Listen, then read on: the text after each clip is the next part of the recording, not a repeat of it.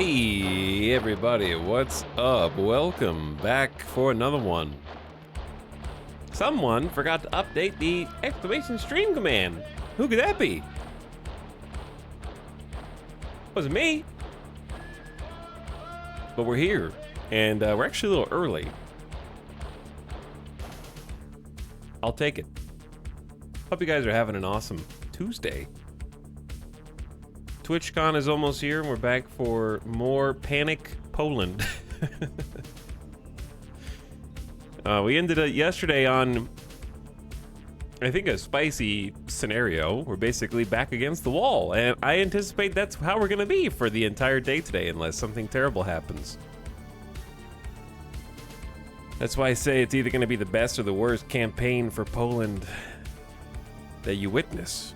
Because either it's going to end tragically and the rug's going to get pulled out from under us and everything that could have gone wrong went wrong because we didn't even get to follow the political focus tree all the way down the way we wanted to, or it's going to be the best and we're going to make a startling comeback and become a world superpower.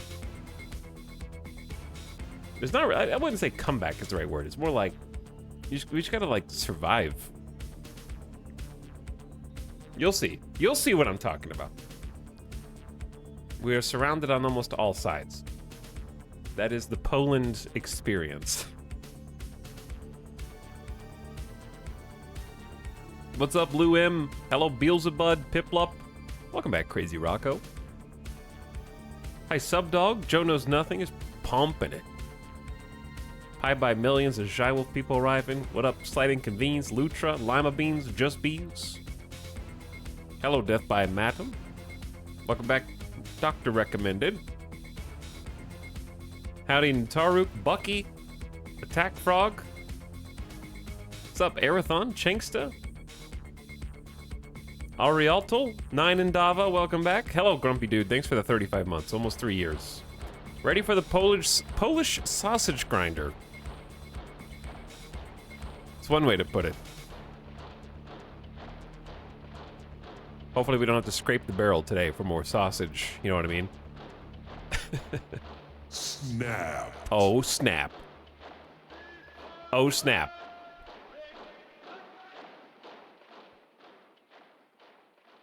Grumpy Dude, thanks for almost 3 years. Ivor Novello, also howdy. Thanks for dropping the prime. Welcome back for 10. And what's up, Fargman, with the double sub? Thanks for the 2-in-1, Fargman. Yo. What's up, Jake98? Lord Waldemar, Dorito. Falcrus and everybody else sneaking in through the cracks.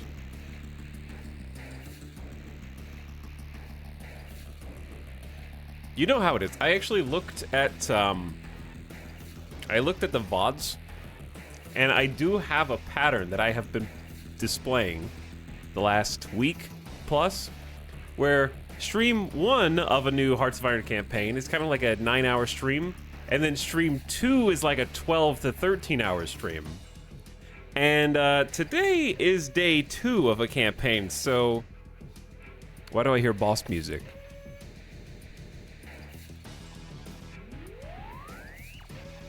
I have realized that I enjoy watching Hearts of Iron more than playing. The micro just doesn't work for me. That's fair. I mean, I enjoy streaming it to you more than I enjoy playing it by myself. This song is mechanically funky. There's like factory sounds as the instruments. But yeah, it's fun when it's hard to explain. I think the shortest explanation would be anytime I try to play Hearts of Iron off stream, I think playing it at like 5 times speed makes it less fun, which is what you tend to do when no one else is watching because you've either read an event before and you don't have like an emotional stake in it. It ceases to be maybe a storyline of events happening and is more like a mechanical rat in the cage pushing the dopamine button to 5 times speed to the next dopamine hit as fast as possible. Whereas when we're doing it on the stream, every major event that happens is like a make or break because it's sort of time and emotional investment over a series instead of like, I think a lot of people play Hearts of Iron, especially people who've played a bunch of it. Start a new campaign, go as fast as possible, 5x, and when the first sign of trouble goes wrong, you reset and do it again. Because you only lost like 30 minutes, just do it again, and you can get the perfect outcome. Whereas I feel like a lot of times on stream, like this campaign, for example, and the campaign before it, and probably the campaign before it, something goes wrong, and a large portion of people in chat are being like, okay, you deserve to start over. Just reset the board, it's fine. Like, you earned it because of the things that happened are so weird, you couldn't possibly have prevented them from happening, so just start over, it's fine. And I think I'm just really stubborn. And I just go, no. I will continue until the end. And I think part of the excitement comes from that dedication to, like, we're all sharing what could be a failed experience, but seeing if we can make it into something interesting. And something interesting usually does come out of it. Not all the time, but most of the time. Because we did get screwed on our focus tree, for sure. And that can be a little disheartening, especially when you had a plan that you wanted to see happen. So I get it. I don't think there's anything wrong with restarting, but I also think that the all or nothing kind of emphasizes the drama a little, maybe. I found myself addicted to these Hearts of Iron streams lately, even though I mostly lurk. Thanks for the streams, they've been fun. Hey, thanks, Canuck. Glad you've been... Canuck. I can't say that, I just realized I can't say that. Canuck. Like Canadian. Like a Canuck. Why is that word is stuck in my brain now? Canuck. Where's the emphasis? Where does the emphasis go? Is it go on nuck or can? I've never said it out loud. Canuck. Canuck. Okay, I had to blow my nose. Hold on.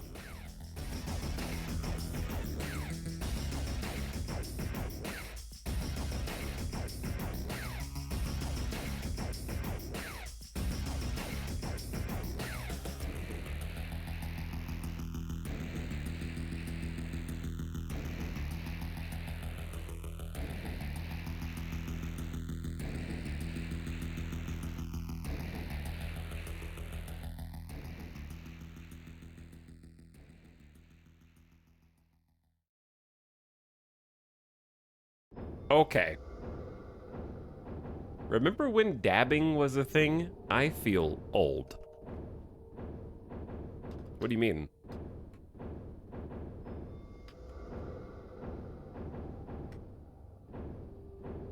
You mean it's not a thing anymore, Rube? Is that what we're saying?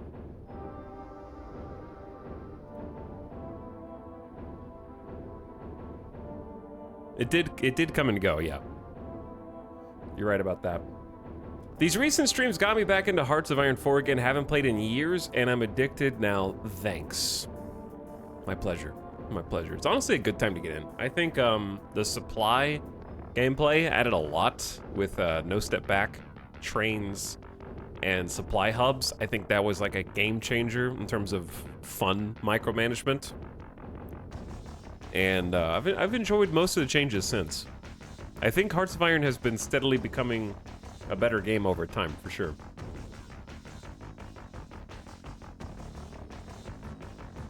Okay, speaking of, there it is.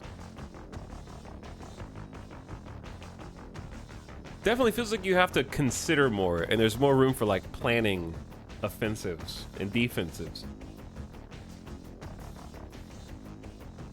Fun micromanagement seems like an oxymoron. Sometimes. There's definitely some micromanagement that I don't find enjoyable now. And some that just has been there forever. And you sort of bite your tongue about it because I think that it's more on the side of fun than on the side of annoying. Until you get to a certain point. I would say that the really the biggest Achilles heel of Hearts of Iron 4 that doesn't ruin the game for me, but is probably the biggest thing I would love to see fixed is the naval invasion late game gameplay. It's pretty much the only thing that I would love to see an overhaul to that I can think of. Because it becomes just untenable. Super whack-a-mole. And I don't know off the top of my head how to fix it other than just make the defensive AI smarter. Pretty much.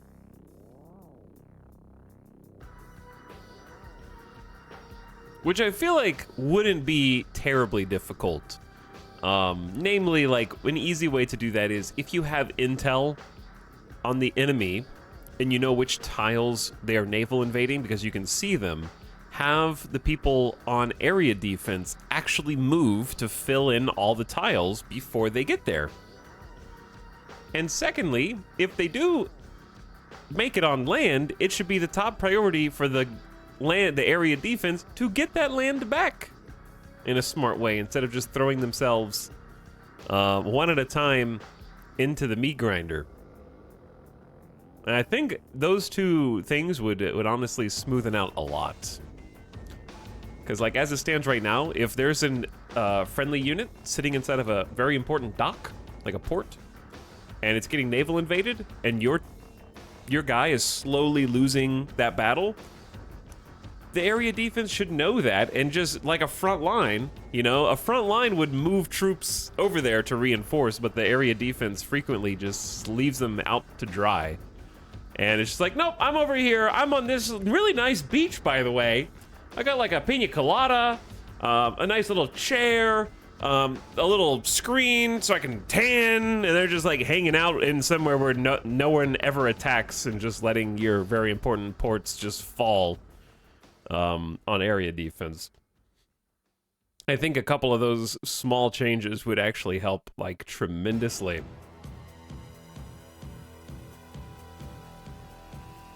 Totally missed the notification. Oh my god, you are late, Amber Moon, by 15 minutes. Extremely late. We're already at the main menu for the game. What's up, Jackson TC? Hello, Sewer Rat, Trombone, Zveninator. All right, we're gaming. Let's do it. Boop. Boop. Chat named this save Pull My Finger.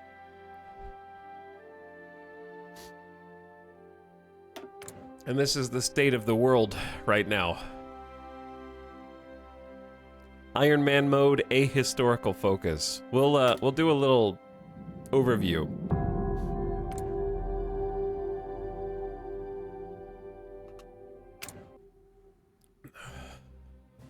I think a good way to fix that would be to have a communication rating for armies based on tech. Better radio or phone tech AI should respond faster to a naval tile invasion. Yeah, I would be okay with something like that.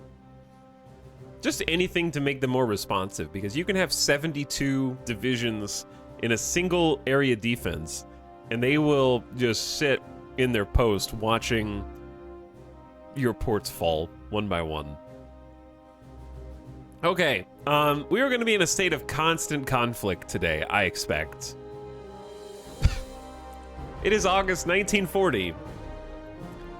Historically speaking, as we get the music where it's supposed to go, you know how it is. Start at the beginning, no shuffle. By the way, I didn't hear our songs yesterday. What did the Kila La La, etc., did your favorite songs play? Because I didn't hear them, and I had this on, I think I had this on no shuffle.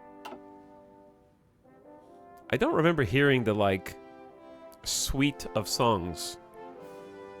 I'm not sure. I remember the Scandinavia ones. I distinctly remember the spam in chat. Did that happen? Okay. Anyway, we are probably going to be in constant conflict today. We're playing as Poland, but not just any Poland, the Congressional Kingdom of Poland, to be precise. And it is a secret leader and focus tree for Poland that sees Anastasia Romanov become the queen of Poland. The last Romanov has graced us with her presence and is leading the Poles to hopeful victory against the Axis right now. So she has minus 5% stability because her coming to power, she is the last, not just the last Romanov, but also the last person, the applicant to the throne. And the only way to get her as a leader and unlock her special focus branch is to assemble the Regency Council, which basically means you're going monarchist. There were other options up here, but when you pick this one, they disappear. And then we have to deny every applicant to the throne after fulfilling the 5th of November Act. Candidates start to show up for the throne. We have to say no to all of them twice. After doing that, Miss Romanov appears, and you can accept her, and then you get the Romanov mini branch that goes down here. Can we get a refresher on who Romanovs are? Sure. Wikipedia. Look it up. So, after Anastasia Romanov, who is definitely not a pretender to the throne, this is for sure the real Romanov, and not just someone pretending to be Anastasia Romanov. We take the Romanov focus, and we get a negative stability modifier until we invite exiled nobility back.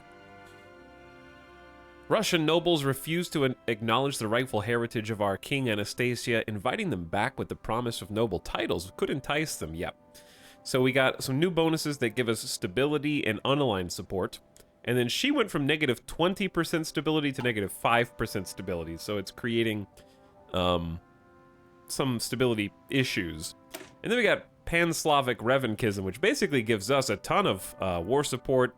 And it's much easier to generate war goals, aka Casus Belli, on other nations. But that's sort of where the fun ended for us. We demanded Lithuania, and Anastasia basically told them, hey, you work for us now. And Lithuania said, okay, I will do that. So we have Lithuania. However, when we tried to demand Slovakia, wouldn't you know it, the German Reich declared war on Czechoslovakia because they denied the Sudetenland to the Germans. Because of course they did in my ahistorical campaign, which invalidated my focus. So we had to declare a regular war on Czechoslovakia to press completely separate claims to Slovakia. We had to make them up, basically. So by the time we were able to get involved in the war and helped, we didn't get as much territory as we wanted. We did manage to get Slovakia, but the German Reich was able to also get Yugoslavia and Romania and puppet Greece. So they've been very busy. And now they are pushing into Soviet Union territory, as you can see there. So our campaign was really screwed up because Czechoslovakia denied the Sudetenland and got into war in 1938.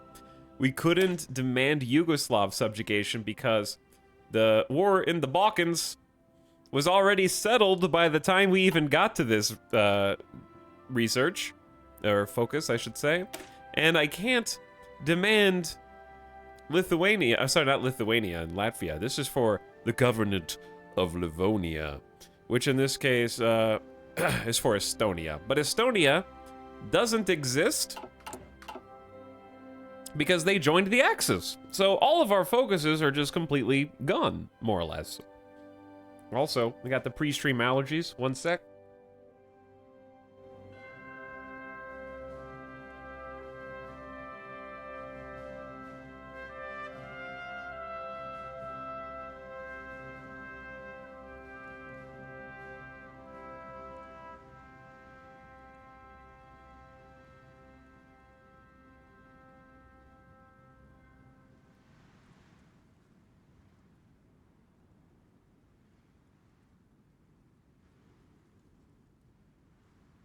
Mod check, music, streamer, people rive, hello. Yeah, I've just got the sneezes. I got the stream sneezes. It always happens right at the beginning, in the first like half an hour.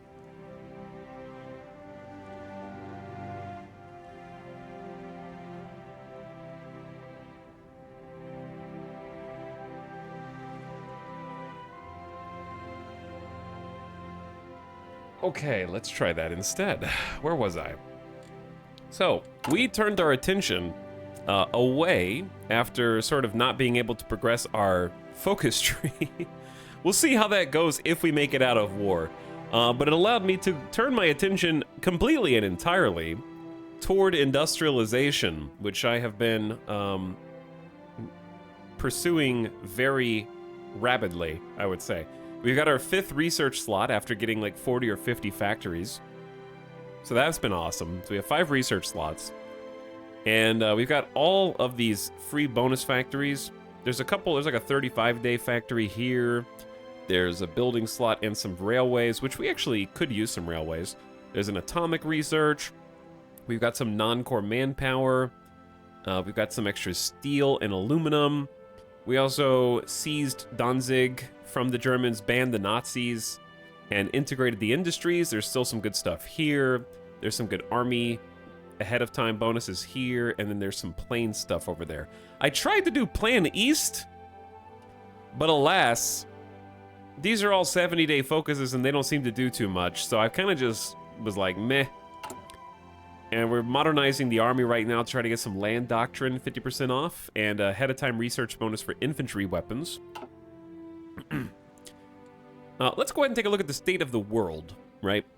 Because I totally forgot how we entered the war. We entered the war through a bit of subterfuge. I essentially tricked the Germans into declaring war on us, which you might say, why would you even do that in the first place? Which may be a good question depending on how the war goes. But the German Reich, as you can see in green, was snaked all the way around. They have Hungary as a puppet and Greece as a puppet here as well. But they're snaked all the way around Poland because they took Romania. So they shared the border with the Soviets, and because the Germans and the Soviets shared a border, someone declared war on someone else. I'm not honestly sure who did what. I'm assuming the Germans are the ones that sort of declared war on the Comintern. I didn't see a catalyst for that. But I think just having a border with one another basically leads to said war. So because the Germans are all the way up past Kiev and Kharkov and approaching Rostov to the east, I was like, wow, their supply lines are really weird. Now's a good time to probably enter the war if we wanted to, because I don't want to be on their side. We had a non-aggression pact. But also, if the German Reich wins and kicks the Soviets out, I'm never going to get anything done here. I'm just going to be surrounded by the German Reich and Hungary on all sides. What am I even going to do? So I have 2 choices: join the Axis or try and throw a wrench into Germany's plans. So I went with throw a wrench into Germany's plans. And I canceled the non-aggression pact. The second I canceled the non-aggression pact, they declared war on us. When they declared war on us, most of their forces were concentrated over in this pocket in Soviet territory. So we pushed as far as we could west and made it to the door of Stettin on this side, and Tabor. Obviously there's some Czechoslovakia here, there's Prague. So we tried to push as far as we can southwest simultaneously, and we didn't quite make it to Budapest, right? Because we're still on our border here. And there's this interesting impasse in the mountains that they have to go completely around, because as long as we control this little corner, this thick red line, no one can go through that, so they have to go around. We were trying to cut off their supply here, but we were not able to, unfortunately. So we're gonna see what happens. I love that Poland kept taking L's in other campaigns, so now Ital is playing Poland to lead them to victory. I'm doing my best. Now, you might say, well, that doesn't really seem like a great play. You stopped your non-aggression pact, the German Reich declared war on you, and they also surround you. How is that a good play? You have 3 fronts right now: an eastern front, a southern front, and a western front. And that's a great point. What made it an interesting play was that not too long ago, France and the United Kingdom started guaranteeing our independence. So because I am not the one that declared war, the Germans are the ones that declared war on me, we also were able to bring France and the United Kingdom, and therefore the Allies, into the campaign. Now, I think the Allies may have already been at war with the German Reich, but they didn't have anywhere on land that they could get to in order to really put troops on the ground. So you're going to see a lot of them kind of clustered up here in Amsterdam. But because they declared war on me, France was like, well, I'm going to war now. And then they joined the Allies, and then they extended an invitation to us. So we are now in the Allies. So we are monarchy Poland in the Allies. And what's really interesting about that is I have to imagine they had to eat a little bit of crow to invite us in the first place, because we declared war on Czechoslovakia. And as a result, I may have been one of the instigators of the destruction of the League of Nations. So it must have been kind of like, are we sure we want to invite Poland? They annexed Slovakia. And they were like, well, it's either that or we don't work together to fight the Nazis. Okay, fine. I guess we'll bring them in. So that's sort of where we're at right now. And in the Allies is the United Kingdom, Iceland, what's left of Denmark, who is actually in Greenland, France, we have the British Raj, and, surprise, China. This is a campaign where China and Jibei Sanma are in the Allies. And there is a faction of Japan in the Allies who are currently in a state of civil war with another faction of Japan who is in the Axis. So it's Hirohito versus Tetsu Katayama.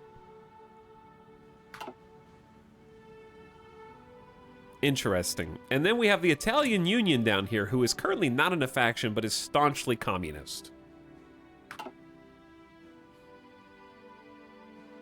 Bringing in France is what saved this campaign. Well, it's not saved yet. It's not saved yet.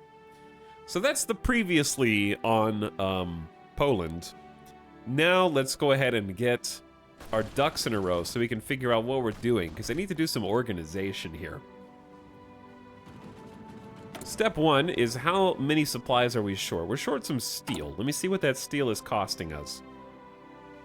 I actually don't see it. Maybe it'll fix itself when it unpauses. We have available planes in reserve. Currently, it is 136 of our Kielbasa Kite Mark 1s. These are pretty simple aircraft that I would like to upgrade soon. They just have a Tier 2 engine, non-strategic materials usage, so not a lot of defense. And then they have 2 quad light machine guns, just to get some pew-pew in the air. So we want to probably update those. But at the same time, I also need to probably just disband this group because they're just kind of sitting here for no reason. Let's get the Kielbasas. It's going to take 30 days to get them out of the warehouses and actually form a an air wing, would be the technical word. Once we unpause, we'll also be able to see that we do have air superiority because we have... I'm actually not sure what's going on with the German Air Force, to be perfectly honest. And then other planes in reserve, I want to leave those in reserve. So we're going to leave that alone. We have decisions available. Public recognition of the Danish exile government. Although our homelands are under enemy occupation, the government has managed to escape. We need to build support for our cause. Wait, does it think I'm Denmark? What's going on? We are at war. We are indeed at war. We have 264 air experience. We should pick a doctrine for that. Which one should we choose? Chan, what do you think? Strategic destruction, battlefield support, or operational integrity? We don't have any close air support planes, which is another thing I would like to get fixed today. and design a close air support.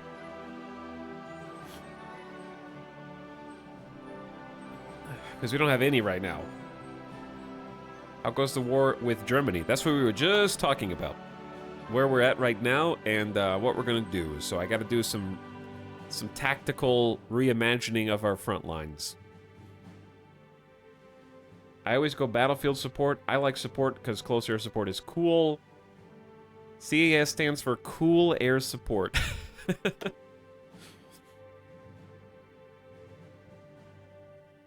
One day I want to try strategic destruction. It's just really hard to pivot into when you don't have an air force. And then operational integrity is like... Chat seems to hate operational integrity. And I'm not exactly sure why. Is it just weaker? This is like interception detection, ace generation, interception, mission efficiency. So there's just a lot of interception at the beginning. Some ground support, some fighter detection, some air superiority. And then battlefield support is fighter detection. Okay, that's similar. Air support mission efficiency for close air support missions. And then ground support plus 20%. Chat, why am I allergic to you, dude? Did you guys like roll around in some dust before you came to the stream?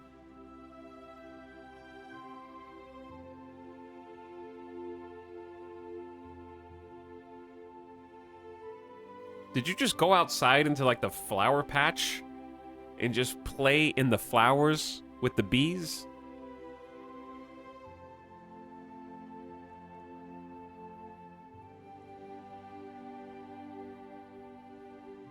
Are you all secretly cats? That could be it. I might have ordered a bunch of pollen and spread it everywhere.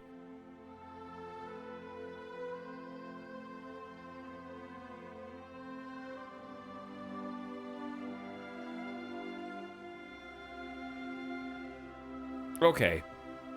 Anyway, yeah, I'm sure battlefield support is probably the best just because 20% bonus to ground support is probably the best when we have a limited air force. What's interesting is operational integrity mentions tactical bombers in the flavor portion of the text, but I don't actually see any buffs to tactical bombing at all. Okay, there's one. And this is strategic bombing. And then bomber defense. So I'm not really sure why the flavor text calls out tactical bombers at all.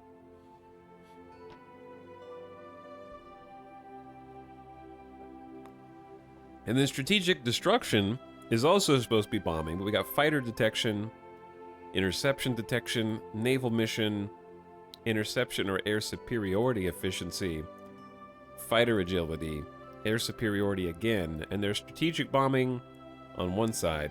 And strategic, okay, then it's big strategic bombing right here and down here.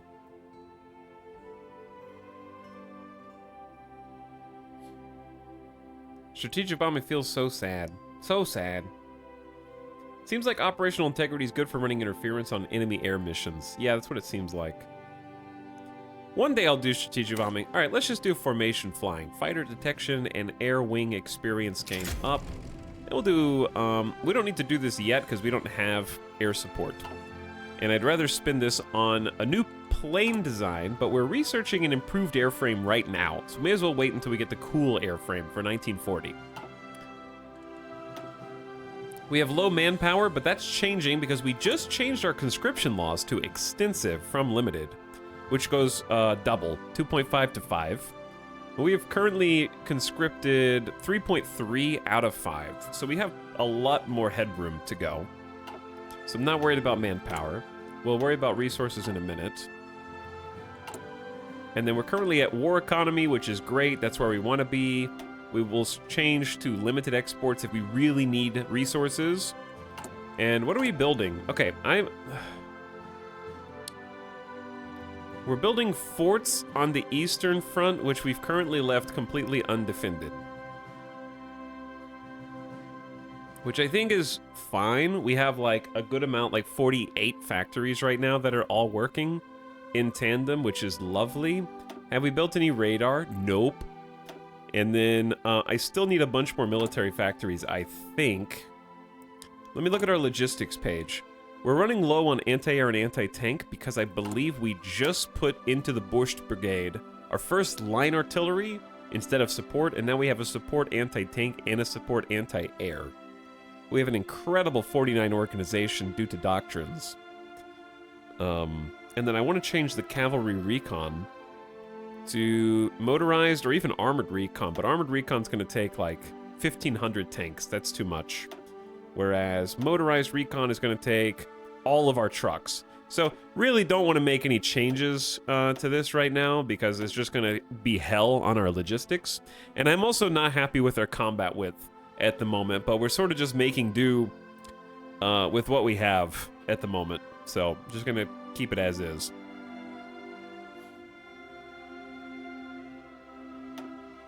Because there's no reason to remove this to go down combat width. But yeah, I'm not happy with 21 combat width. But they are chunky. We're also training some Pierogi Panzers, which we have our motorized division with engineers, motorized recon, field hospital, and some support anti-air. We got a bunch of truck infantry, which are basically the same strength and defense as non-truck infantry. They're just way faster. We have a max speed of 8 kilometers an hour because of our light tanks. So we have 3 light tank groups here for 180 total. And these guys are probably the best tanks in World War II that you have ever seen. The 1936 Wheeled Hussar, a light fixed superstructure. That means that you can't even turn the turret. You have to turn the entire tank, okay? They have Christie suspension, which technically can use wheels, but is actually tracked. We have riveted armor, which is fairly cheap, but efficient. Gasoline engines for even more speed. And a frickin' high-velocity cannon on this thing. This is just a mobile anti-tank gun. It's an anti-tank gun with wheels that can zoom around. And it also features a heavy machine gun turret. We attached a dozer blade to this thing so that it could get entrenched. I'm allergic to the 1936 Wheeled Hussar Mark III. Sending Polish troops out in orc killicans. Basically, yeah. This can get entrenched. We have extra ammunition storage for more defense and breakthrough, so it can stay in the fight longer. And a radio to communicate between commanders. Okay. I think we may only have like 1 division right now of tanks, which is very sad. Okay, yep, only 1, but we got 2 more in training, and we got another 230 light tanks in reserves. So we're trying to get them out there, okay? Trying to get them out there. Now, what else do we have logistically? We just started line artillery. We have 27k guns, 1,000 trucks, 3,000 support equipment, some light tanks. We need more trains. Logistics are going to take a hit. I need like 4 factories on trains. This is a sad state. All right, yeah, let's start building some military factories. How are we doing on fuel? We're producing 624 a day, and maximum consumption is like 1.2k. So we will need more synthetic as well, is the moral of the story. All right, so we have so much space here. Wow, so much space. Oh yeah, we got some big pockets in like Katowice. So let's send a bunch of these up to the top. I do want to continue building the forts, but I want to start mixing in some of the factories, and then like a synthetic, and then that'll kind of get us started. Okay, so we've got research, we've got an artillery upgrade coming, we've got a plane heavy machine gun maintenance company for the tanks, new airframe to change our Air Force, and then a Tier 2 anti-tank, which we'll have to start producing. So that's a lot. That's a lot of stuff. Okay, now we've got production, logistics, and recruitment taken care of, potentially, unless we want even more. I need a location for these guys. We got 8 divisions. Is that not enough or too many? Maybe like, let's do like 10 divisions. I'm tempted to even do 12 if we have enough supplies for them. Okay, well, the supplies won't update until we unpause. Now, before we can unpause, I need to figure out how we're going to do this. Because this is a mess, okay? It looks like the Germans are on the offensive at some different key intervals here. We're sort of pushing them out of like a couple pockets. I'm gonna need, yeah, and we sent some reinforcements here. This is a mess, dude. And they're pushing in here as well. We're gonna have to do a bunch of micro, okay? A lot of micromanagement here. Step 1, I need to reconfigure our front lines. So I want the 24 divisions in purple, which apparently has some bleed over down here, which is confusing. Yeah, we need to just redo all this. Goodbye, front lines. Now, we have another field marshal.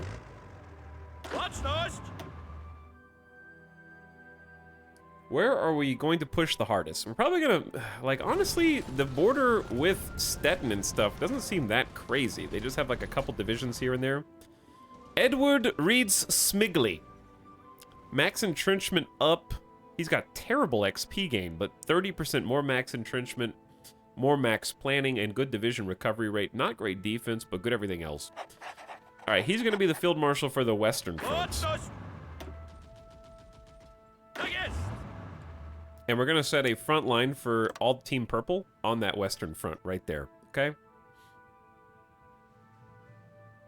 And I'm going to give them an attack to start planning. Like, we're not actually going to do this, but we're going to start planning from Rostock to Berlin.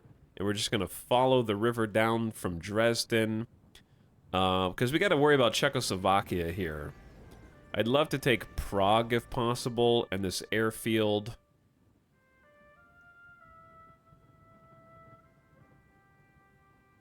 Well, I don't really want to make like a huge push here, but yeah, up to Innsbruck.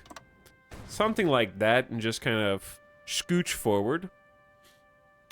Now on the south, we're going to hit front line, and I'm going to do a shift right-click, which is an unusual move. And it's going to create... You cannot expand the line here. Why?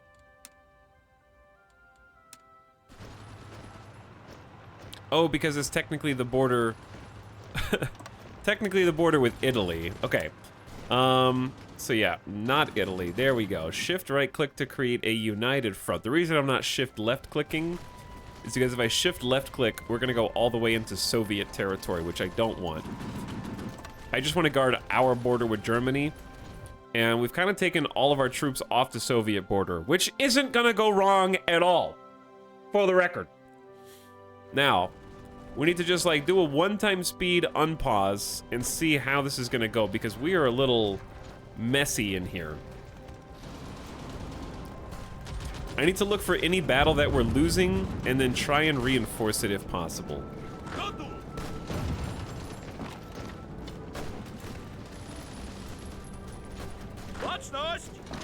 While everybody shifts around.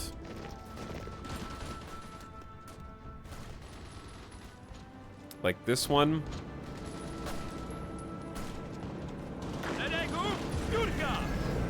I need to reinforce any losing battles. Okay, this one's a little sketchy no matter how you look at it. I don't even want to reinforce that one. I kind of just want to like tactically retreat. Now this one on the other hand,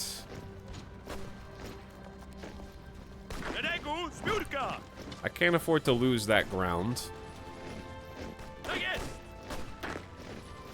And I can't afford to lose this ground. Also, they've got free ground here. These guys are just, like, opening it up for us. I think they're spread really thin right now.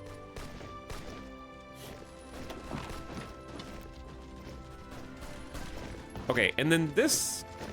Like, how are they... Is there a fort here? There's no fort here. Can we get 1, 2, 3, 4, and then try and make a counter push on that to try to lighten the load?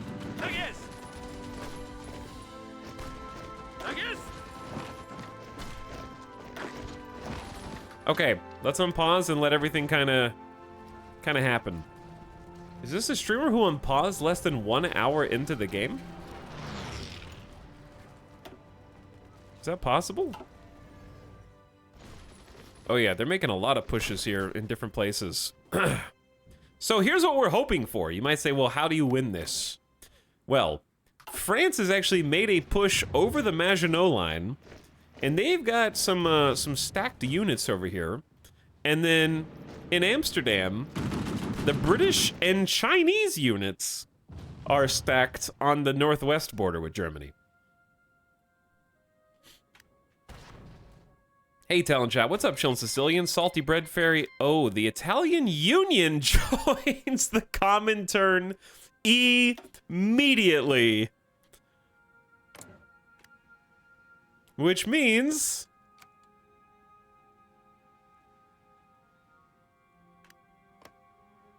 Are they gonna go to war?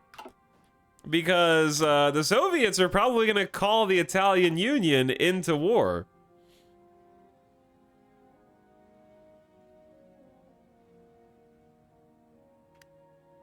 Dude, we are getting, like, super pushed here in different spots. Let me see how the troops are moving. We're gonna need to change them to flexible cohesion for this. Yeah. Okay, need to make sure they're in flexible cohesion. Because these guys are gonna be kind of vacating the pass down here while other people move in. So I'm actually gonna, like, halt just a little bit, just to kind of buy the people who are reinforcing these spots a little bit of time.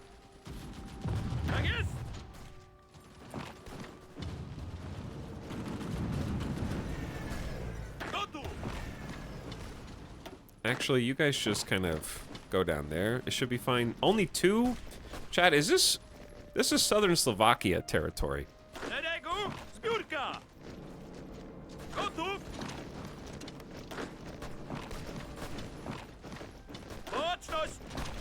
Alright. I can't allow them to have all of this. This is Ruthenia. We got a lot of, like, reorganization to do. So we might lose a little bit of ground. Because, yeah, the Italian Union should be declaring, like, any time one would expect. There they go. Okay, so now they've got a front with Italy as well. Right here at the pass. Which is pretty good for us. Because these guys look weak. I don't know if it's possible for us to win this battle.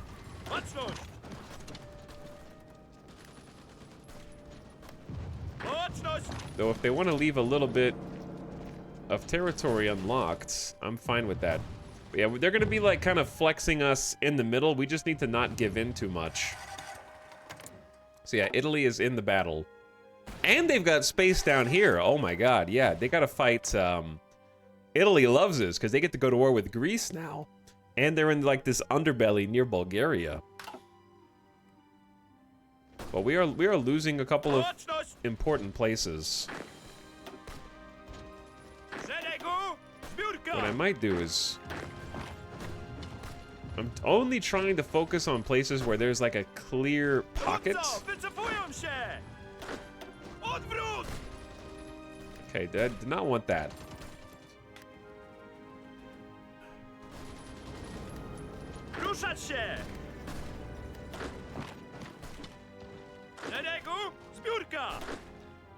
We're still waiting on people down here, and I really don't want to give this spot up for free. Things have sort of quieted down here. We're not going to be able to hold all this territory, and that's kind of fine. So now that I've got like one united front on the south, I want to create an offensive line. Even if we don't, like, push, just having a plan is good, because it gives us a distinct buff. It's kind of bold putting the plan in front of the river. But it'll give us a buff even to manual attacks, even if we don't do the, like, automatic general push. So yeah, something like that, just to kind of have, would be good for them to start building the planning. I see we're at war with Germany. Yes, Flightus. We canceled the non-aggression pact, and then they instantly declared war, which seemed like a good idea, but now I'm seeing, I'm seeing bad things go back in our direction.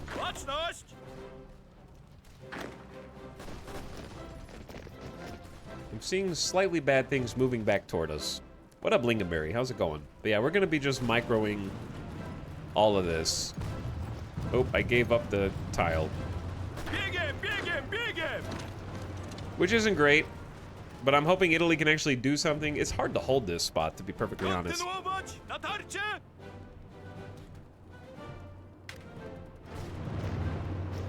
And we might be able to cut them off somewhere else, or Italy might be able to help cut them off somewhere else. Or I might be able to just like walk in and cut them off right here.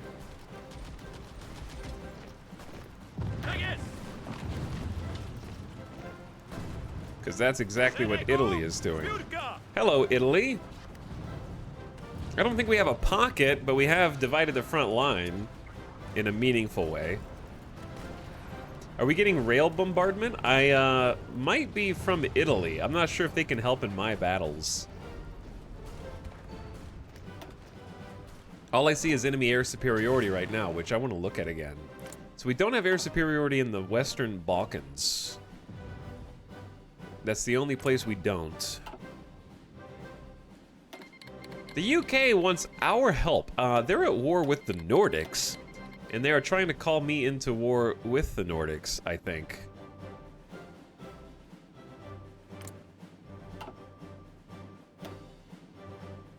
Okay, so we have a, there's a bunch of... We have 200 fighters. I'm trying to keep my fighters in groups of like 200 so they don't just go 100 to try to get air superiority and then fail. Man, we got a lot of problems on this front. Like a lot of problems on this front. It might take a minute for things to stabilize.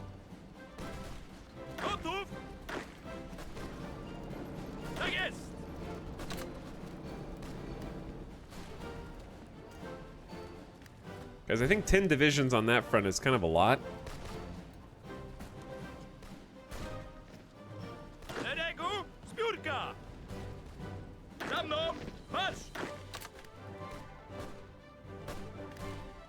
And I feel like we're losing some ground in the belly of the beast here.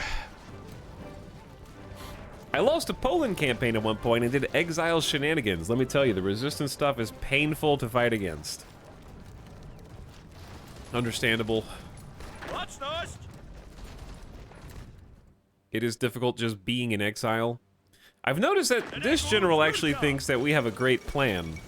In a ceremony in France, Alphonse I has officially been proclaimed. His rise is widely considered a direct result of the inability of the Third Republic to provide political stability, and an environment that was increasingly defined by violent clashes between those on extreme ends of the political spectrum.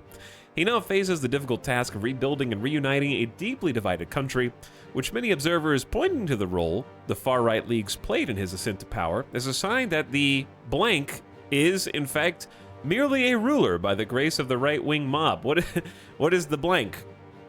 That's the wrong kind of absolute ruler. Oh, it's Bourbon France with Alphonse I and the Allies. The Italian Union wants a non-aggression pact. I would love that. Hey, Soviets, can I have a non-aggression pact? No. Latvia. I already have a non-aggression pact with Latvian SSR.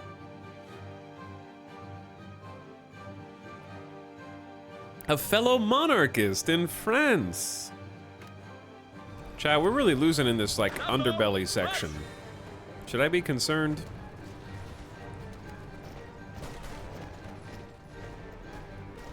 Some of these tiles are just really easy for them to triple push. We just need organization. Oh, we are getting some rail bombardment. Sometimes. They're trying to, like, squeak back through here.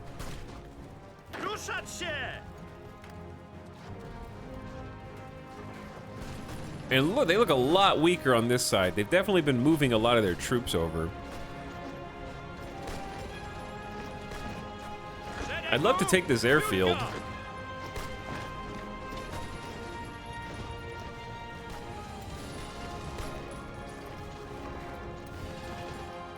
If we bounce around on this spot a little bit, it's not that big of a deal. How we doing on this side? France is making pushes. What happened to their flag? Oh, it's just like a bed sheet. Okay. That's why they just look blank on the game, on the ID cards. Dude, France, look at them. They've only got like 2 and 1 unit over here. And look how many British and Chinese forces are on this side. I think we just have to like hold over here.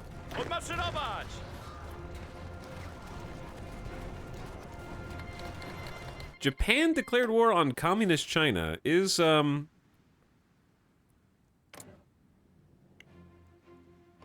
that's Axis Japan. What happened? What's up, Shabobo? We got like the micromanagement war from hell. Poland is surrounded on the west, south, and southeast by the Axis. And we have to hold down the fort. And maybe make some pushes where we can, but I really don't see a lot of organization here.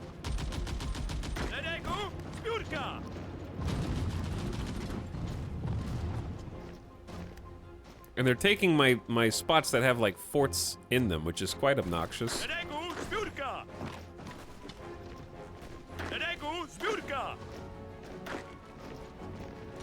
Chad, what about these spots that they just left kind of open, dude?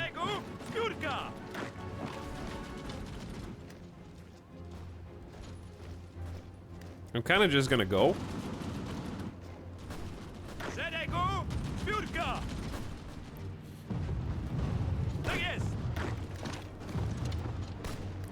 Backcap Budapest would be kind of funny.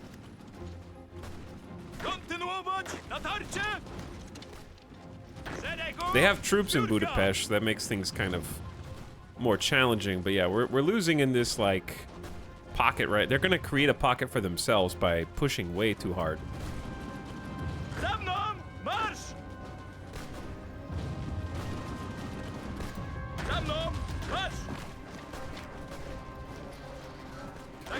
It'd be amazing if I could get there before the retreating troop and we just overrun these guys. At least you can cut off easy supplies. Yeah. We can cut off some pretty easy supplies here. I like that this front has completely stopped. Dude, France is pushing in. They're outside of Stuttgart right now. Frankfurt. We should have some tanks. When do I start pushing on the west? Maybe soon? He says it's a good plan. They have a pretty good planning bonus. It's still building, though.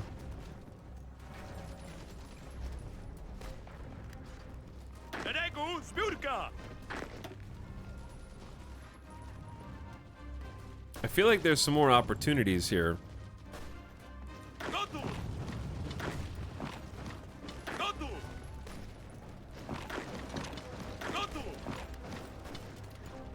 Possibly. I need to kind of like keep tabs on it. Ooh, we did get them encircled. Just a little casual 2-division encirclement. I like it. And back door of Budapest. Oh, so spicy. Maybe another little possible encirclement here. Oh, they're falling out of position.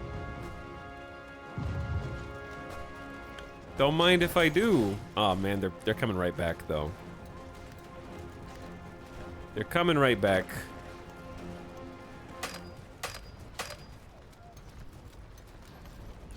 I don't know if we'll be able to stabilize on this.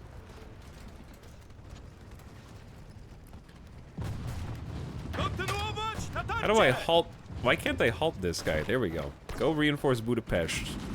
We should have this one under control. And a nice little pocket here. Where do you guys think you're going, dude? I don't think so. All right, redeploy. Get a couple encirclements. And we've got Budapest, which is good for victory points. And we've got a new tank division. I'm gonna put that on the west. So let's just grab somebody here, move them, put the tank on the western front.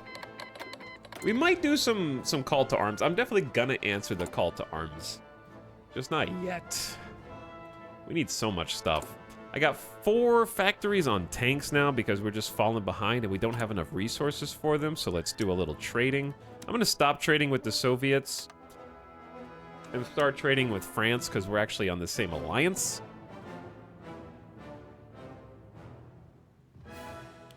I think we need 32. Now we can produce trains at speed. What else do we need? We're gonna need a lot of everything, really. Let's just do another gun factory. Another support equipment. We have 263 extra planes? No, we only have 53 of the, like, good ones. Okay, so it's not, like, all good ones. We got a bunch on tanks. We need another on artillery, another on anti-tank, another on anti-air, and another on trucks. Just all of the above. There's no penalty for turning down calls to arms?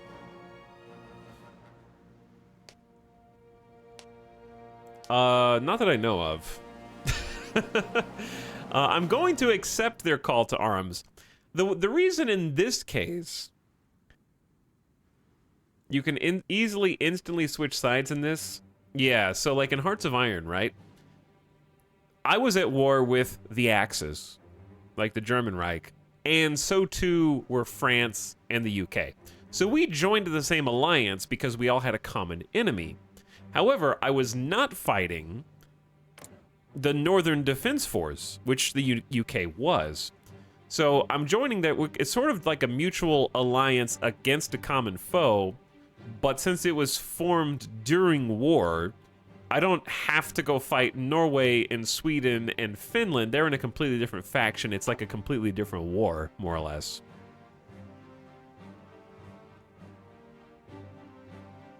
Soviets didn't declare war on Japan until 1945, despite being part of the Allies.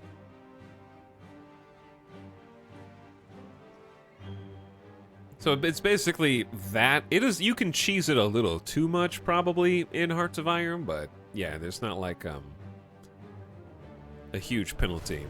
I think it makes more sense in games like Crusader Kings, where you don't usually invite people to war as a result. I mean, into an alliance as a result of war directly. You kind of form the alliances first. Okay, even though we lost some ground here, I think they're kind of falling to pieces a bit.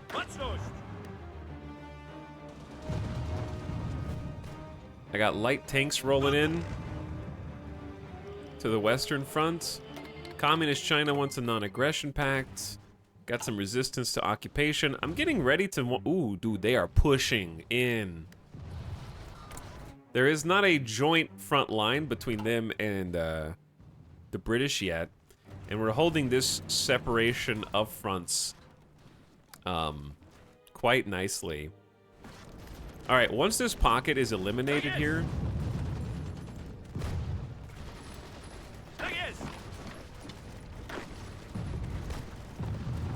which will be soon, I'm gonna make a counterattack. Because here's the problem. Let's look at the war. German Reich is 36% toward capitulation. That's nice. We have lost 84,000 casualties. Honestly, not too bad. The Reich is down 1.1 million. The Soviets have inflicted 670k. We've inflicted 183k. So we're like over 2 to 1. We haven't even seen Greece, and we've done 30k Hungarian casualties. So the UK's at 164,000 casualties. So like casualty-wise, the Soviets are getting hurt a lot.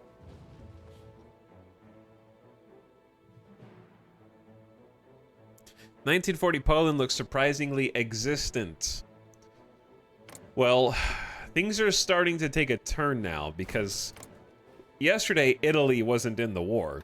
So having Italy in the Comintern with their 750,000 deployed manpower and opening up another front is spicy.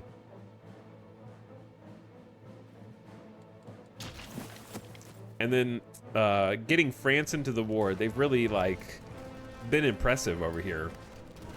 They're moving into Stuttgart now. All right, I think we just start pushing on the west.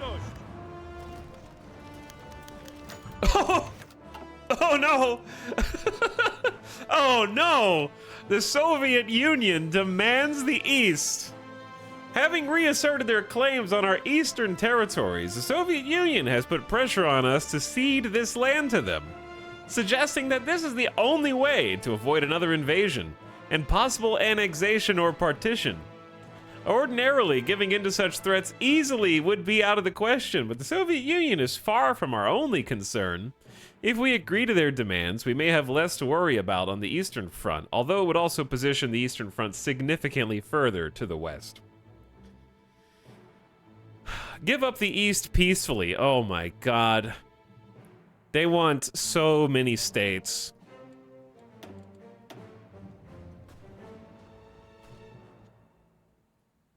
Oh man.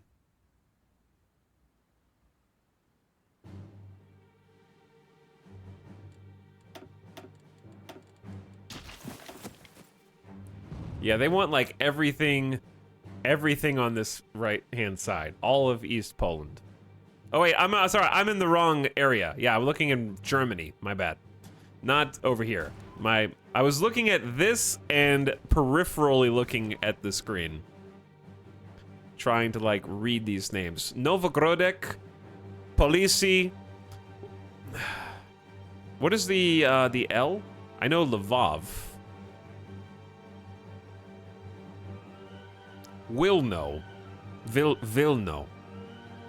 Soviet Union, I gotta keep my fingers off. I'm more concerned with not accidentally misclicking on my Iron Man game and ceding all of East Poland. Congressional Kingdom of Poland will not surrender without a fight. Soviet Union gets Conquer War Goal and gets the event Congressional Kingdom of Poland refuses to cede the East. This would be like the worst misclick in the history of misclicks, dude. But yes, it would basically be all of this. Just goes to Soviet territory. We will not surrender without a fight. Okay, well, that changes my plan. We need troops on the border right now. You guys, I know you have no skills at all. I'm deploying all of you instantly. All of you. You are the newest fighting force against the Soviet threat.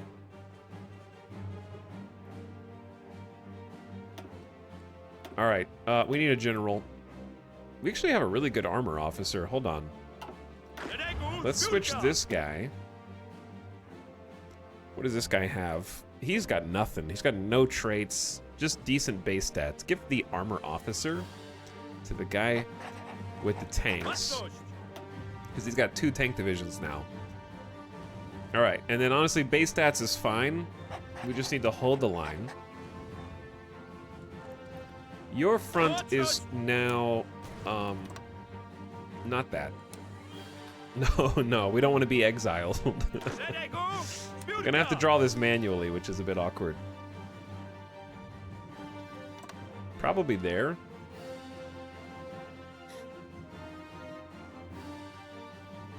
Who's, this guy's got a stat? Infantry expert, division attack, and max entrenchment up.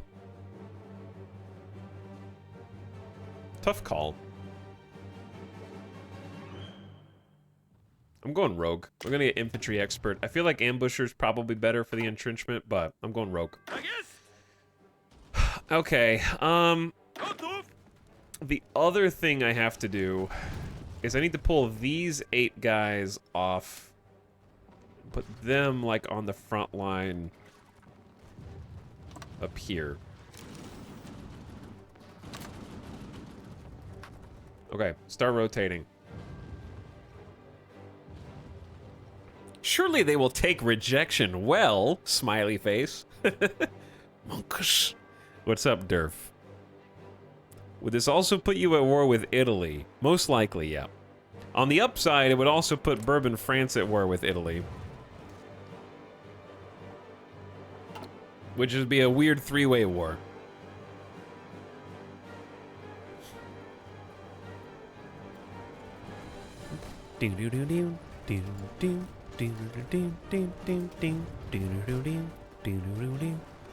Okay, well.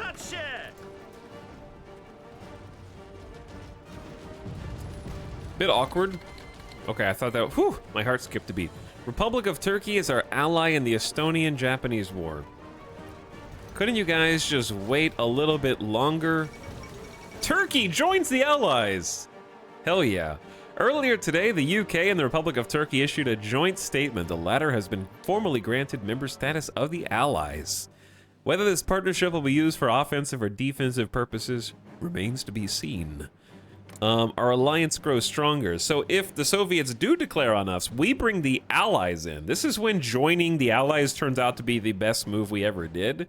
Because now the Soviets have another front over here. And we just need to be able to get the Allies over to us. That's the issue. They're in Frankfurt now. They've almost got a united front line all the way to Amsterdam. What's next?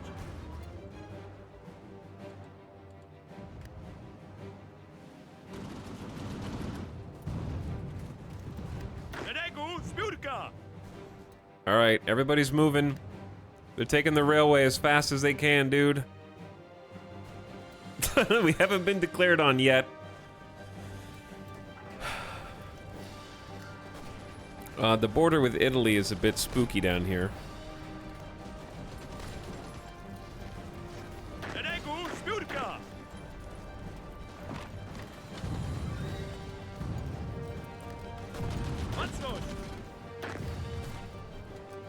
Also, dude, they've just like... Oh, they took Budapest back? Oh, that sucks. But they left a bunch of pockets open that I'm just gonna start taking.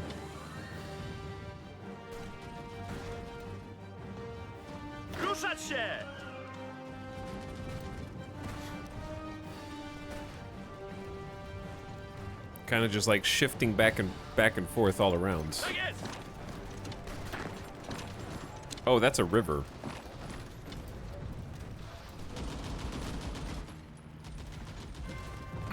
Okay, so the general's mostly planned, 50% max planning. It says it's a bit of a risky play, but like, they're doing so much on the west. I wonder, they've kind of become completely static, and they only have 8% entrenchment? That's not that bad. Are there just a bunch of spies in Germany right now? That's so little?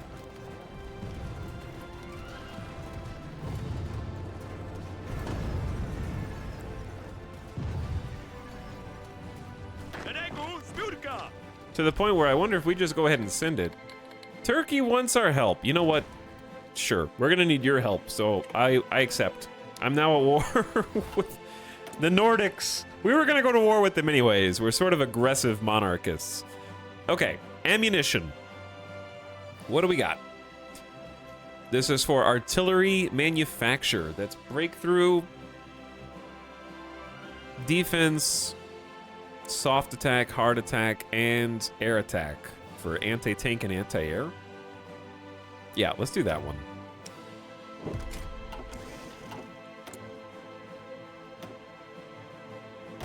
Also, I will do the thing the chatter said. I think it was like, they said that my company was not doing anything with infantry equipment. Now we have spare army XP. So for some reason, this never got an organization, I guess. That chatter from yesterday. Okay, yeah, it costs 5 army XP. We just never had a variant. So it's just like a little bit extra soft attack, a little extra piercing, a little extra reliability, and it just is basically free to change. Just cost some army XP to make those things better with the organization, so we'll just do that. Navy invasions incoming. Our Baltic coast. They're not gonna Navy invade us. They don't have a Navy. But I am gonna go ahead and change my infantry template to reserves. Give them an engineer company.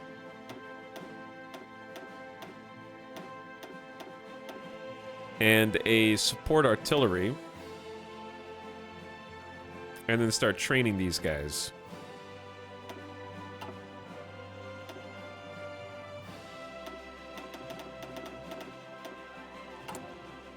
Alright, hopefully it doesn't take too many of our supplies. We're -7 on trains? Oh, where did the factories go?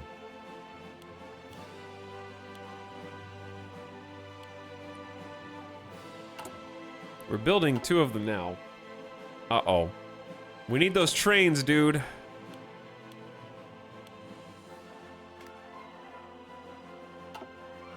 Mod check.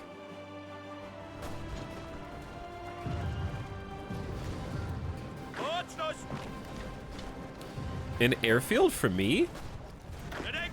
You guys shouldn't have. That is like so nice of you. Alright, they're making moves on the west. I say we just go. But yeah, reserves would be nice to hold this front line. These front lines, because we only have pockets of people who just got here with organization. I don't know when the Soviets are going to call it. But we can't give up our position on the west. Launch the attack. Let's do balanced cohesion, balanced attack. Go, send it. Let's see what happens. Give up all of our entrenchment, put some pressure on them.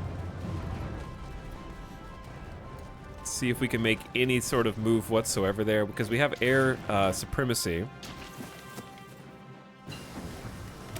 I need to put some maintenance companies in the tank group, because now we actually should have a reliability bonus with them.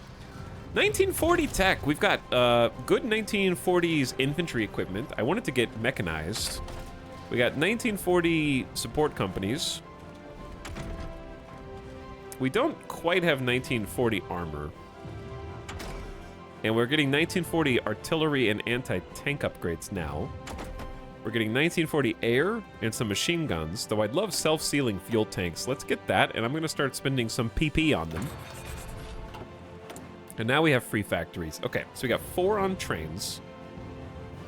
Guns. Artillery. And anti-air. PP check.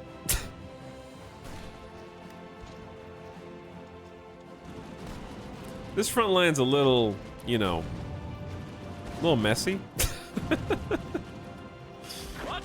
You would think we'd be able to close this in a bit, but maybe they're just entrenched. I don't know. Ooh, I see green numbers. Where are my tanks? Seeing a joint victory against the German Reich as inevitable, the United Kingdom and the Soviet Union are looking to secure future stability in Europe. Lord Edward Halifax, Stalin, and leaders for other countries participating in the war effort have met to agree on the fate of the Reich. Days of negotiations have led to the drawing of a new map in Europe. This new European order is divided between the East and the West by the wound about to be carved through the middle of the German Reich. It remains to be seen whether this will truly lead to lasting peace in Europe. They're approaching Essen, Nuremberg. Can you buy trains on the market? Probably, but we can, like... They're kind of expensive.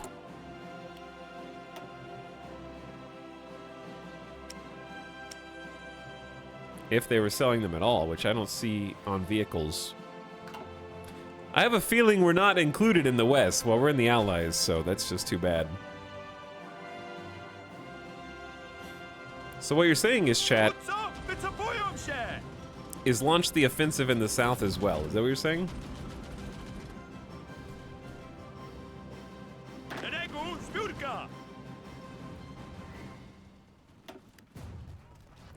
Launch the offensive in the South as well. Mocność. All right, we have a little hole right here that kind of bothers me.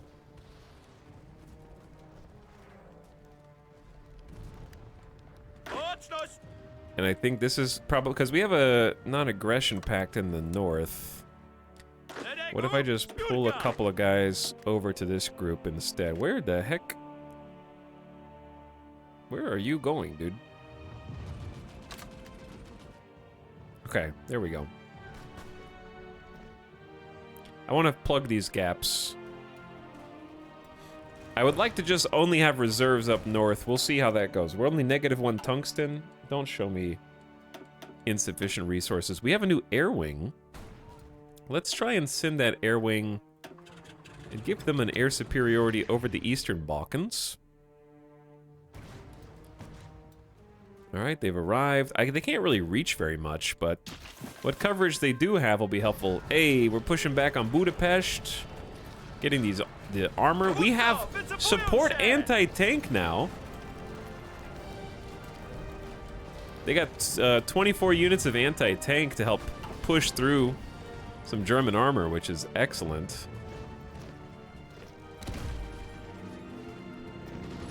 Okay, some of the offensives are stalling out. But he says that we're more powerful, like by a lot. He says it's not even close. Man, they are still not connected. They're about to have a joint front line between France, the UK, and China over here. Plus 10% soft attack for all of our artillery is awesome. And since it's September 1940,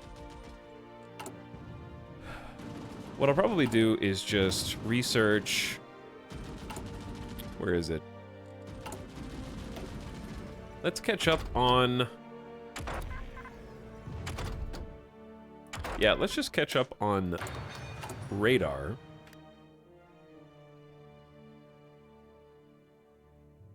How did China even get there? They went all the way around. Oh no! Oh no! The Soviet Union, predictably has declared war on us right after they demanded all of our eastern territory.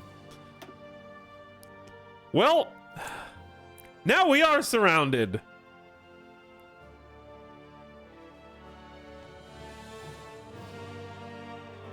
There are more fireworks in this campaign than any campaign we've done recently, dude. Full-blown war with the Germans for the last year or two. And then the Soviets are just like, that's mine, actually. That's my territory. Even though I swooped in to save them, dude. They'd be dead without me. They were getting pushed here, and I got myself and France into the war, and this is how you repay me? Okay, so here's the problem. The problem is we need to redraw this front line again, which is just annoying.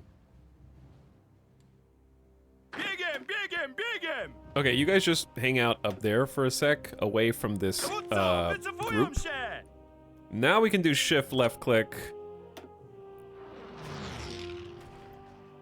Oh man, and then Italy is right here too, just to make this even more obnoxious.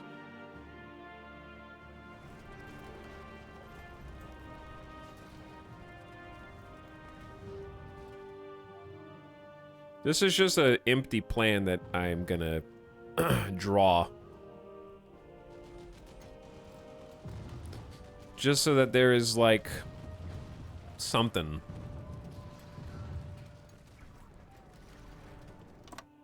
We got plenty of divisions, I think. All right, now I'll put you guys back in. They're already attacking too? How did you even get here this fast? We're gonna need more divisions on the Soviet front. Very unfortunate. I need to change them. Yeah, they're flexible cohesion. All right, let's unpause and see. We do have some forts up there. What level are my forts? Level 4? Level 2? Level 2? Okay. It's not perfect, but hey, we're actually using the Eastern plan. Okay. We need to get... What is this? Dude, this sucks. That's such a cheaty way to, like, surround the troops and lose a full division.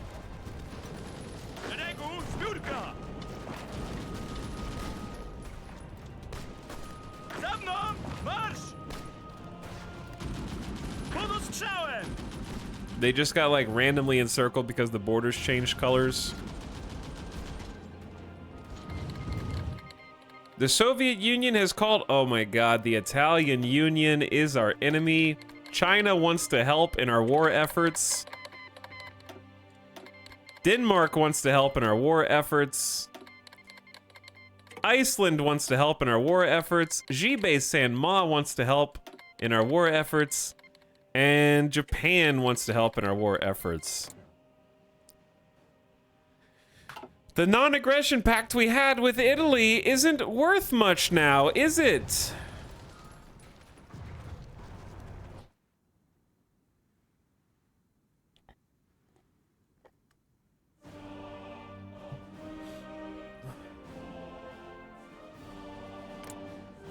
Well, the Soviets are now at war with China and both versions of Japan, just to make things even spicier.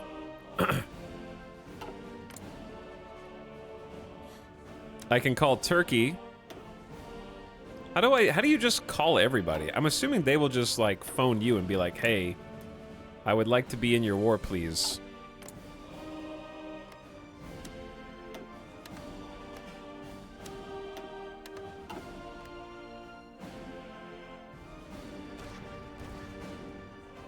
Hello, yes, I want to be in your war, please, thank.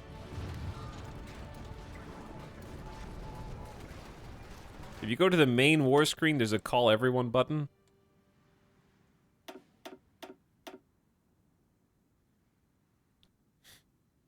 I don't know where it is.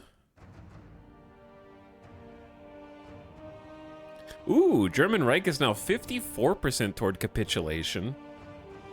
We're at 107,000 casualties. We've inflicted 220k back on the Germans.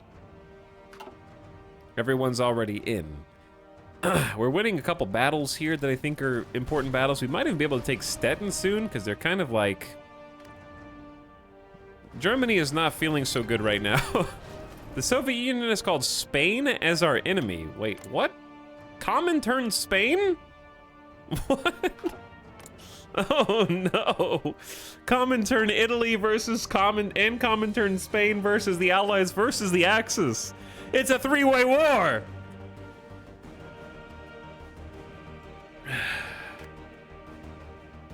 That could change things.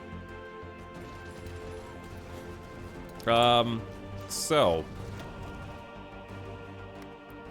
I'm just gonna poop out these Borscht Brigade divisions.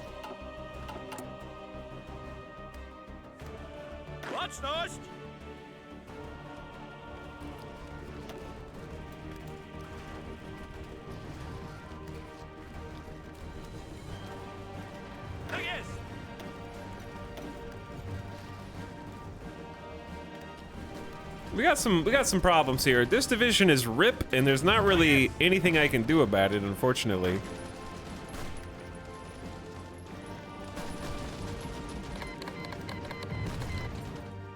You bastards! You liars! The Latvian Independent SSR is our enemy. You broke the non-aggression pact.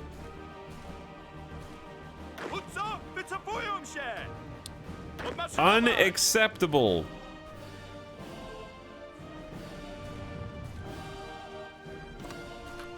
Oh my god, dude. Every single border right now is at war with us. All borders. I'm glad this is the beginning of the stream because, you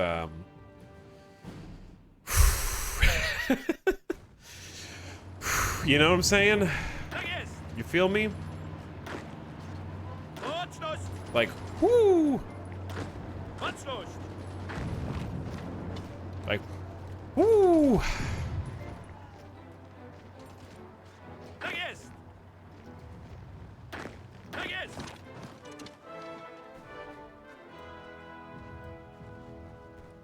Okay, this is ridiculous.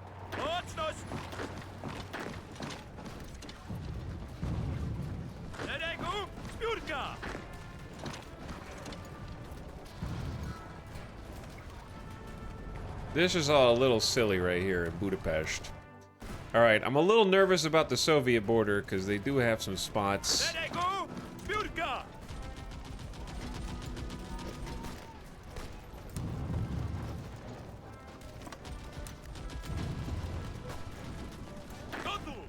Reinforcements arriving into the north, but we can't even cover the whole border, dude. We're like, Mamel's just open. They're walking into Mamel.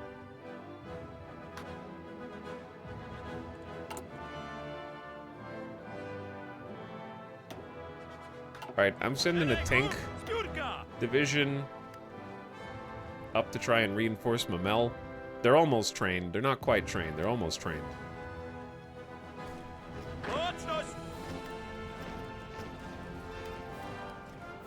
Sir, your order of front line is ready. Compliments to the chef. Is Finland still at war? No, they did a white peace after taking Leningrad and holding it for 30 days. So they've been chilling.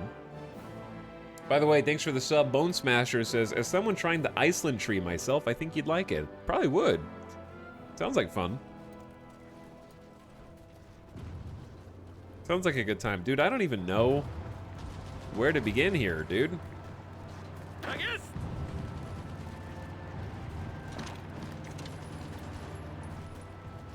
I'm kind of leaving some pockets just wide open, but...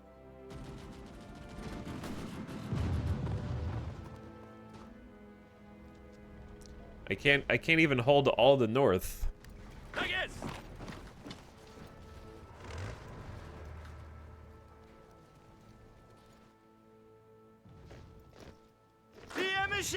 And that one encircled troop, rest in pieces. Rest in pieces to that. We only have one negative encirclement so far.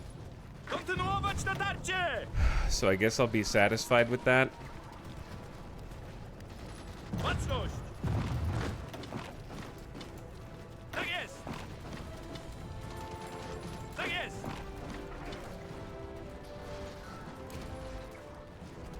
And we're still pushing, we're still trying to push into the west. And look at these dudes. Yeah, they've got a united front. They're gonna go all the way. Like, France, the UK, I just need them to be fast. What's capitulation at? 57% toward capitulation for the Germans. We're doing some small pushes of our own here. Keeping them locked down. Imagine if we could redistribute all of these troops. But yeah, now it's time to get dug in. We're still building forts on the border with the Soviets, which I am in favor of very much right now. I think this is a great idea. These look like traps. And these guys have level 2 forts. My favorite kind of fort, 2 forts.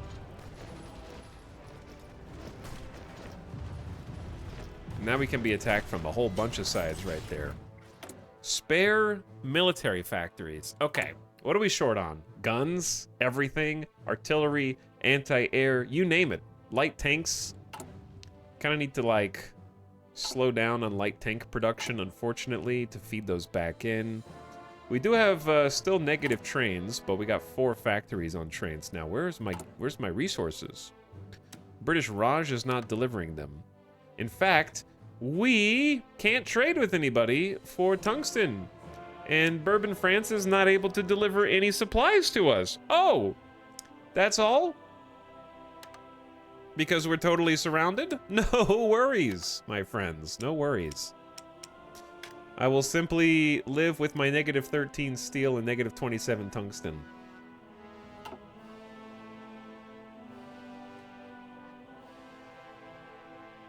What happens when Budapest falls? Nothing really. We just take some victory points and deny them. I'm just gonna move trains to the top so they get the steel. We need to prioritize by what we need the most. Guns? Sure. We have too many support right now, so I want artillery, anti-tank, and anti-air. We only have 700 extra trucks. But I think planes are sort of the least important thing right now. 100% world tension. Yeah, it kind of makes sense this time.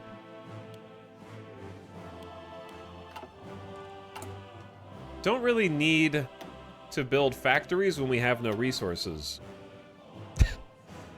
I think that makes sense. Also, what about air? We're gonna need a lot of air.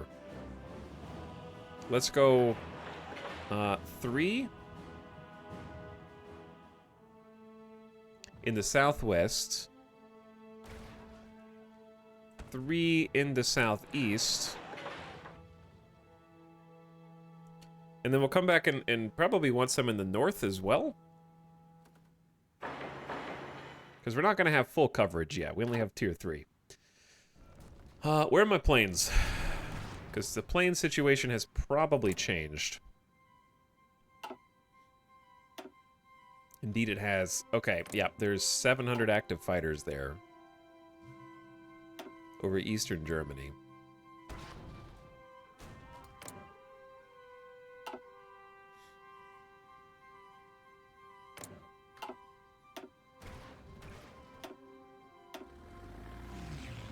So, what do I have to offer?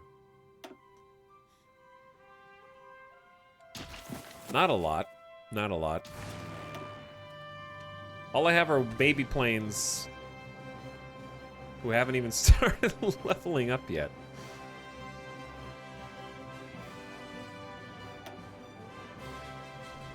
Okay, well, we get the victory music even if we don't deserve it right now.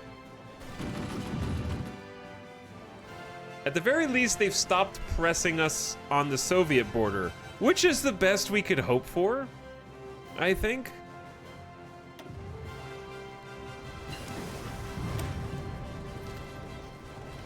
The next tier of anti-tank is here, but I don't want to start building it until we can sustain the shortage, because we're sort of short on resources right now. But that's like 10-12% more heart attack,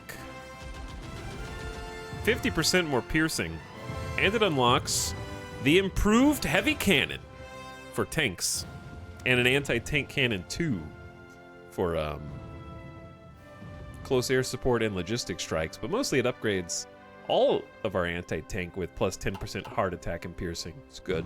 And it's October 1940, so we need to really get started on 1941 industry.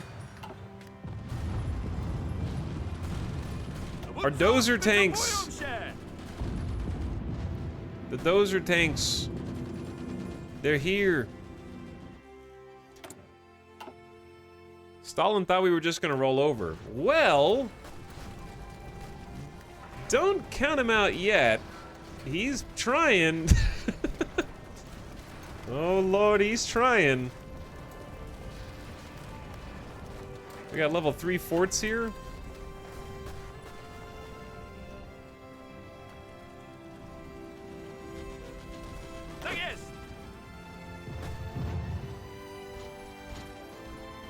If that number goes down, I'll try and reinforce. I'm hoping that we sort of stabilize here. But we may not. Heavy machine guns. Okay, we'll have to update planes when we get a chance. We don't have a chance right now. Let's do construction 4. Okay, I need to go reinforce.